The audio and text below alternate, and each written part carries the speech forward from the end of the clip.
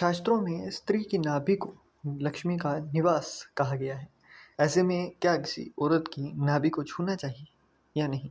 इस पर शास्त्र क्या कहते हैं?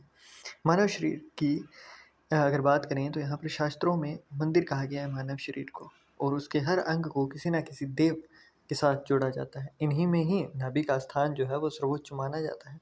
नाभि गर्भ से जीवन का पहला संबंध है। गर्भावस्था में शिशु की नाल यहीं से जुड़ती है। इसी कारण इसे जीवन का मूल केंद्र कहा जाता है। आयुर्वेद कहता है कि नाभि से 72,000 नाड़ियाँ निकलती हैं, जो पूरे शरीर में ऊर्जा और रक्त का प्रवाह करती हैं।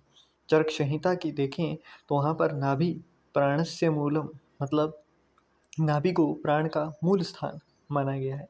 यही कारण है कि नाभि को छेड़ना या अशुद्ध भाव से स्पर्श करना आत्मा और शरीर दोनों के लिए ही बहुत ही ज़्यादा नकारात्मक प्रभाव लेकर आता है।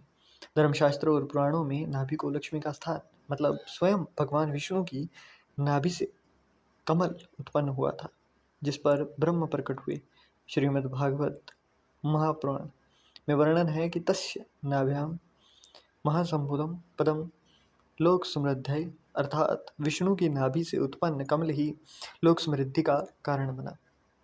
यही कारण है कि नाभि की ऊर्जा जो है वो लक्ष्मी जी से जुड़ी हुई होती है, और लक्ष्मी ऊर्जा का आसन नाभि को कहा जाता है। लोक मान्यता है कि स्त्री की नाभि ग्रह लक्ष्मी की शक्ति का प्रतीक होती है। विवाह उपरांत स्त्री को ग्रह लक्ष्मी कहा जाता है। उसकी नाभि को धन व सौभाग्य का द्वार।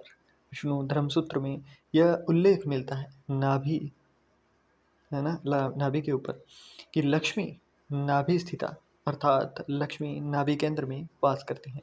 इसी मान्यता के आधार पर स्त्री की नाभि का अपमान करना लक्ष्मी का अपमान करना समझा जाता है। यदि कोई शुद्ध भाव से नाभि को छूता है या फिर वहाँ पर कुछ भी ऐसा कुछ करता है ना, जहाँ पर शारीरिक अशुद्धता की बात की जाती है, आध्यात्मिक दृष्टा से अगर हम देखें, आध्यात्मिक दृष्टांत से, तो ये कहीं ना कहीं आपके घर के अंदर अलक्ष्मी का कारण भी माना जाता है। उसके बाद में आपके घर के अंदर धन की हानि होना, है ना, इत्यादि कर्म आपको भुगतने पड़ते हैं। स्त्री की नाभि को छेड़ना क्यों दोषकारी है, उसकी भी बात करते हैं आगे। इसका उत्तर केवल धार्मिक मान्यता में नहीं है, आयुर्वेदिक चिकित्सा में भी छुपा हुआ है। सुश्रुत संहिता की जब हम बात करते हैं तो नाभि देशे व्यथा भावम सर्व शरीर दुखम कारणम, अर्थात नाभि क्षेत्र में विकास पूरे शरीर को पीड़ा देता है। अगर यहाँ पर कोई विकार आया तो वो पूरे शरीर को जो संतुलन है उसको बिगाड़ देगा। पाचन, अग्नि और मानसिक स्थिति का विपरीत असर पड़ता है। जो आपका स्टमक होता है ना, वो फायर एलिमेंट को शो करता है। फायर एलिमेंट जैसे कि सन और मंगल, दोनों के दोनों, वहाँ कॉन्फिडेंस भी आता है, वहाँ आपकी प्रतिष्ठा भी आती है, मान सम्मान भी आता है। और आपको देखने को मिलेगा जब भी किसी की यहाँ पर विकार होता है, जब भी कोई ऐसा कुछ करता है तो उसकी प्रतिष्ठा के ऊपर बार बार लांछन लगता है। बार बार उसकी जो छवि है उसको धूमिल करने की प्रयास होती है। धार्मिक दृष्टिकोण से इसके परिणाम और भी गहरे हैं। यदि नाभि का अपमान होता है तो लक्ष्मी जी घर से विमुख हो जाती है। दाम्पत्य परिवार में तनाव आता है, परिवार में दरिद्रता का प्रवेश होता है, मानसिक अशांति का वातावरण बनता है।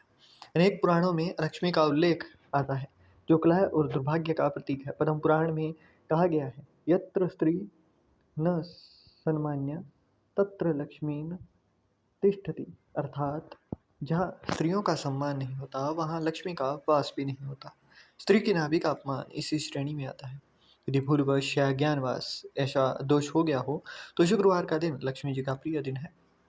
इस दिन माता को कमल का फूल, धूप और दीप अर्पित करना दोष निवारण करता है। साथ ही नाभि पर शुद्ध घी या सरसों का तेल लगाकर ओम ह्रीम श्रीम लक्ष्मी नमः इस मंत्र का 108 बार जाप करने से लक्ष्मी जी प्रसन्न होती हैं। आयुर्वेद में भी कहा गया है कि नाभि पर शुद्ध तेल लगाने से शरीर की अग्नि संतुलित रहती है और मानसिक शांति बनी रहती है। इसके अतिरिक्त कन्याओं को भोजन कराना, उनका आशीर्वाद देना भी लक्ष्मी को दूर करने का सबसे सरल और प्रभावी उपाय है। संस्कृति और समाज दोनों में ये शिक्षा दी जाती है। स्त्री का सम्मान करोगे तो लक्ष्मी का सम्मान है, और लक्ष्मी केवल सौंदर्य का अंग नहीं बल्कि देवी ऊर्जा का भी प्रतीक है। अब इन्हीं चीज़ों को ही जब आप थोड़ा सा ऊपर उठ कर देखते हो तो जहाँ स्त्रियों की बात आती है ना, तो जब स्त्री या फिर जब बच्ची से, है ना, एकदम बिल्कुल आप ये देखिए कि जब कन्या है 11-12 साल तक, वो बुद्ध का रूप होती है। उसके बाद फिर वो जब बहन के रूप में आती है तो भी वो, जब वो विवाहिता हो जाती है तो किसी की माँ बनी तो वो चंद्रमा का रूप हो गई। किसी की पत्नी बनी, किसी की महिला मित्र बनी, मतलब किसी की प्रेमिका बनी, तो वो शुक्र का रूप हो गई। तो वो हर जगह से आपकी लाइफ के अंदर अलग-अलग चीज़ों को दिखाती है। अगर वो बहन के रूप में है, अगर वो साली के रूप में है, तो वो बुध को दिखाएगी। अगर आप वहाँ पर अपमान करोगे तो उससे आपका जो जिनका खुद का काम है, बिज़नेस है, उनको वो चीज़ के अंदर घाटा। बुध क्योंकि बुद्धि का कारक है। अगर कुंडली में सब कुछ खराब है ना, राहु, केतु, शनि सबकी महादशा चल रही है, सबका मतलब आपने ये सोच लिया कि सब के सब ही आपको गिराने में लगे हैं और अकेला बुध अच्छा है। तो ऐसे में बुध आपको वो बुद्धि देगा, वो तर्क शक्ति देगा, जिससे वो निकाल कर ले आए। दूसरा, चंद्रमा की बात करें माता के रूप में, तो जब चंद्रमा अच्छा नहीं होता है ना, तो फ्लो ऑफ मनी मतलब धन जो आता है, आवागमन उसका अच्छा नहीं होता है। ये बात ज़रूरी नहीं है कि आपका खर्चा कितना है। अगर आप 1 लाख रुपए खर्चा करते हो और अगर आपकी इनकम 1 लाख है, तो वहाँ पर आपको देखना नहीं पड़ेगा।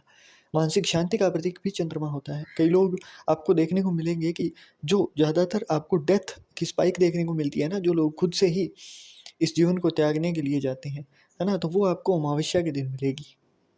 रीज़न क्या है? वही, चंद्रमा उनका खराब होता है और जिस दिन वो कॉन्टैक्ट के अंदर नहीं आते हैं, तो वो प्राण त्याग होता है। आगे देखें तो वहीं जब शुक्र के रूप में आते हैं, तो शुक्र जो है वो शुक्राचार्य जी खुद लक्ष्मी जी के भाई हैं और वहाँ पर जब आप शुक्र का अपमान करते हो तो फिर से लक्ष्मी जी रूठ जाती हैं। वहीं जब वही महिला आपके बड़े भाई की पत्नी बनकर आती है, तो वो भी मंगल के अच्छे रूप को दिखाती हैं। अगर उनके द्वारा ना कहा गया है किसी कर्म को और वो आप करते हो ना, और अगर आपका मंगल अच्छा नहीं है, तो वो काम आपका बिगड़ेगा और उसके साथ-साथ 2 नुकसान और होंगे। लिख कर रह सकते हो। अगर आपके यही है ना, अगर कई लोगों के सिंगल पेरेंट होते हैं आजकल, तो अगर वही माता अगर आपके पिता का भी भाव निभा रही हैं, तो वो उस हिसाब से आपके सूर्य को भी दिखाती हैं। अगर आपको गवर्नमेंट से कुछ चाहिए, तो वो नहीं मिलेगा फिर। आपको मान-सम्मान, प्रतिष्ठा, है ना, राजा जैसा रुतबा चाहिए, तो फिर वो कहीं न कहीं आपके हाथ से जाता हुआ दिखाई देगा। इसलिए हर चीज़ को जब आप देखते हो ना, तो ज्योतिष ये नहीं है कि आपको मैं ढोंग बताऊँ कि जी ये कर लो, है ना, रातों-रात घर में ये आ जाएगा, वो आ जाएगा। परंतु ज्योतिष एक राह है, जो कि आपको ये दिखाता है कि किस तरीके से आप चलोगे तो आपका जीवन सँवरता हुआ जाएगा। ये एक यात्रा ही तो है हमारी, है ना? हमें वस्त्रों की तरह शरीरें बदलते जाना है।